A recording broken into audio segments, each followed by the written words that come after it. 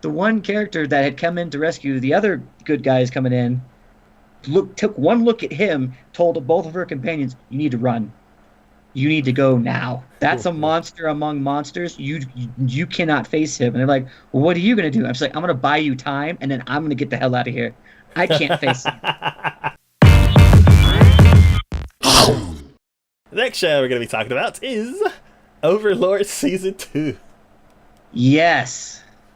So you guys, if you watched the previous one where we did our initial thoughts, you know how I was like, "Oh my God, get off the Lizardmen. Get off the Lizardmen. I'm tired of hearing about the Lizardmen. We're done with the Lizardmen. Just stop it. No more, stop it." Well, we did finish it up. And it's like that took the first half of this whole thing. 6 episodes devoted to nothing but freaking Lizardmen. Why? Why? But then like after that, no mention of them whatsoever. It's like they were like a footnote. They're like, "All right, this is what's happening. Moving on." And I'm like, I appreciate the thought, but why did we? It was so important before, and now you're just backlogging it. You're like, "All right, we're done with it. Done." Like, oh God, whatever. Anyways, I don't know the main character. I'm having a hard time. I'm mentally struggling with myself because when okay, for the first season, when that went down, this guy who had this character got transported to this other world, and then this now became his reality. He was here. This was his body, how everything worked, whole 9 yards, right? Mm-hmm. But he still retained most of himself. Yeah. Like he had his own internal monologue, his own thought processes, and the way he handled things was still like, even though he found a way to make it to where it was his gain by doing so, he still went to go rescue the people in that town. It was to his benefit, but he still went and did that. Mm-hmm.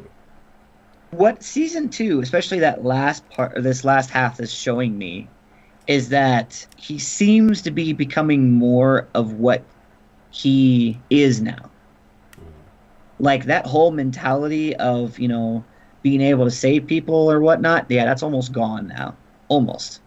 He's now becoming more like the undead that he is. And I don't know, I get it.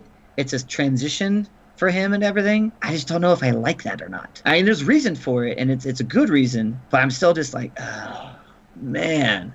Some of his decisions now, like his whole, I want to attack, his whole thing about attacking the lizard people. I'm like, would previous him have said that?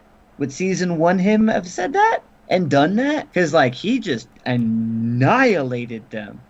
He took their strongest warriors and put the bug general that he has up in front, Cocutus. He put him up in front and was like, "All right, I want you all to attack him. Let's see if you survive." Of course, they didn't survive. They all died. And then, to make matters worse, he ends up resurrecting one of them, and he actually has his own thought process and everything. But so the one tribe had a female leader. She never went into the fight, and the main tribe that you're always with had a leader and his brother. Well, in order to gain her loyalty, he knew that she had a thing for the brother. So he tells her, "I will resurrect him for you, so that way you can have him, but only if you guarantee me that the rest of these lizard men are going to be under my control. And if any one of them tries to rise up, you're going to be the first one to let me know." I'm like, wow, all right. I mean, that's, I guess, good business practice and everything, but that's pretty, and he did too. He resurrected it, and they swear loyalty to him. But I was like, wow, man. I mean, that's a decision. Holy crap. How you handled that and everything, And then I like how in the second part of that, you get to see more about the butler. He's freaking strong as hell. Like, they had some of their strongest people. I mean, I figured, don't get me wrong, the generals, I'm like, okay, they're going to be strong. But the fact that the butler...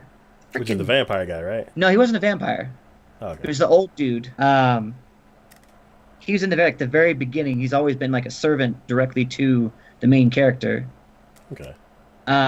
but he is the main character had sent him out on a mission, and then you kind of get to see more about what entailed with his mission and Mm-hmm. how he was doing, and he ends up like there's a huge web that ends up getting involved with that because like he ends up rescuing somebody, and because of the creator that he had, he felt an obligation because the creator he had was kind of a hero-ish type.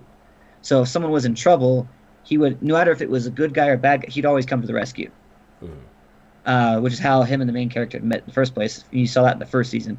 But the thing is that like him rescuing that put them in the sights, or him rescuing this woman put them in the sights of this huge underground evil syndicate because she was a slave and like a brothel, and they didn't want that's illegal in the city, and they didn't want that to be let known.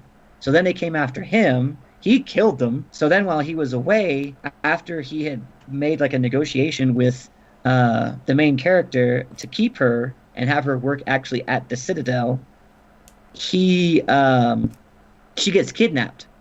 So, but now the main character had sworn under his name that she would be protected, and now she gets kidnapped. So now that just lets loose. He goes and tells his generals, especially that main demon dude. Mm-hmm. He's like, I want you to find her, I want you to bring her back, and I want you to kill anyone involved, anyone and everyone. Mm-hmm. I don't care. Anyone involved, they need to die. They need to understand the seriousness of the nature of when I swear that someone will be protected, then they go and kidnap them, how wrong that is.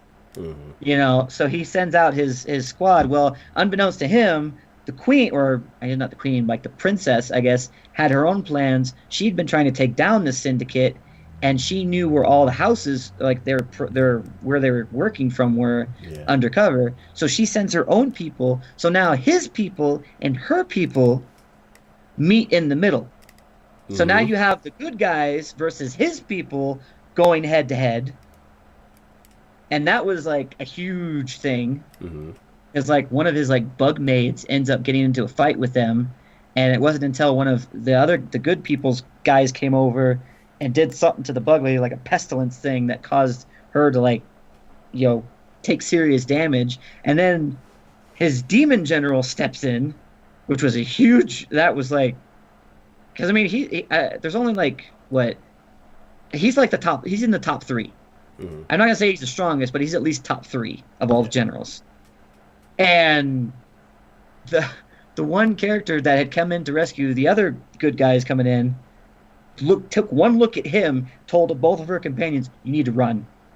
You need to go now. That's a monster among monsters. You cannot face him." And they're like, "Well, what are you gonna do?" I'm just like, "I'm gonna buy you time, and then I'm gonna get the hell out of here. I can't face him." I was like, "Damn!" And then like he does this one. They start to run. He cuts off all teleportation, and then uses a Hellfire spell, and they die. Like the two that were running. Mm-hmm. And then it was him and this other powerful girl who were facing off against each other, and then she was about to die, and then the main character, dressed in his armor, comes dropping out of the sky because he got hired to find out what this ruckus was going on about. So it's like a third party intervening, and then he comes and drops in. It's like, oh my god, it's crazy. It's absolutely nuts. The fighting is always top notch. I love the animation. Mm-hmm. The way the story is and the way the main character now is as a character, I just don't know. Mm-hmm. I still love it. I still enjoy it. I still think it's a must watch for people out there, because it's so diverse and it oozes fantasy out of every pore, basically. But it just has its moments where I'm just thinking about it and I'm just like, I don't know. There's a shift in between the first season and the second season, and I'm not sure. I'm on the fence whether or not I liked how that shift is. Okay. So, those two powerful people that they showed at the beginning, were they part of the end fights? Or nope. So they're just like, hey, here's some people that are cool and they're going to be coming soon, and then basically. There's still one more episode left, so I don't know if they're just going to make a random appearance, but I've never seen them from that point on. Never saw them.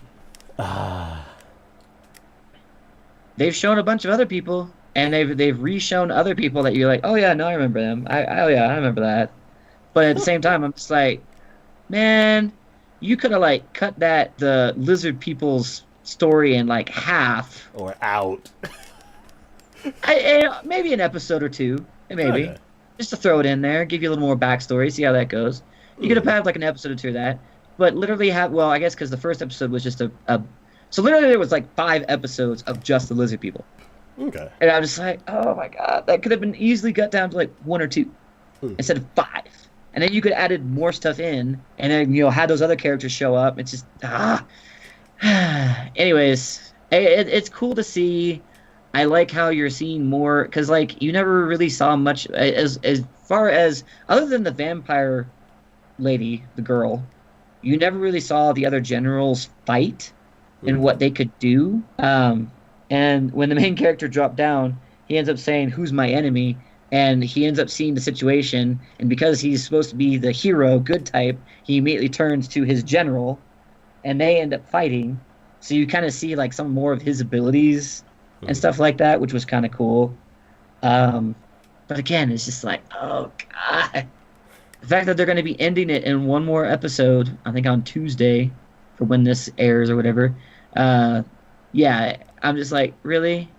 Because you're going to either wrap it up super quick, which is going to feel rushed, or you're going to leave it as cliffhanger for like, oh well, season 3, Maybe. maybe. Another couple of years, we'll come out with season 3. It's like, oh god, no. If we can recover from this lizard incident. Yeah. God, so wrong. Anyways, again, it's Overlord. It ranks up there in a lot of my series, and it's going to be one of those where, like, I'm still going to watch it because it's Overlord and I enjoy it. But there's just certain parts of it that I'm just going to be like, man, kind of left frustrated in a lot of ways. Okay. So, Cool. I know this is not necessarily like a typical romance story, but they do have a love interest there.